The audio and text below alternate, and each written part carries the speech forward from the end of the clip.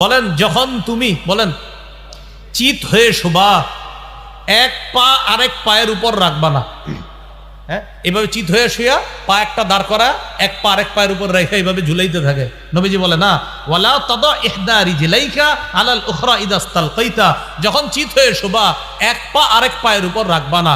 শিশুকে ছোটবেলা থেকে শিখাবেন চিত হয়ে শোয়ার পর ও যেন এক পা আরেক পায়ের উপর না রাখে, আর উপর হয়ে যেন শিশু না ঘুমায়। ছোটবেলা থেকে শিখাবেন উপর হয়ে ঘুমানো আল্লাহ পছন্দ করেন না। মনে রাখবেন, উপর হয়ে ঘুমানো আল্লাহ পছন্দ করেন না। আর চিত হয়ে যখন শুবে এক পা আরেক পায়ের উপর রাখার অভ্যাস যেন শিশুর তৈরি না হয়। শিশুর কি বড়রাই কাজ করে, শোয়ার পরে মাশাআল্লাহ টায়ার্ড লাগতেছে, এই জন্য এক পা আরেক পায়ের উপর দিয়ে মোবাইলে কথা বলতে হবে। এটা করা যাবে না। এ হলো 14 নাম্বার। 15 নাম্বার, শিশুকে ছোটবেলা থেকে ডান দিকে সব করা শিক্ষা দেওয়া। বুখারীর বর্ণনা 168 নম্বর হাদিস, রাসূলুল্লাহ সাল্লাল্লাহু আলাইহি ওয়াসাল্লামের সব কাজ ছিল ডান দিক থেকে।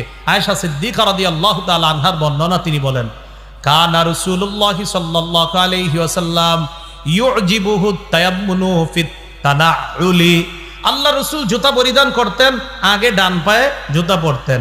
ওয়াত্তারাজ্জুলি, চিরুনি দিয়ে মাথা যখন আশ্রাইতেন, চুল আশ্রানোর সময় আগে ডান দিকে করতেন। এরপরে ওয়াতুহুরিহি, পবিত্রতা অর্জন করার সময়, ওযু করার সময় আগে ডান দিক থেকে শুরু করতেন।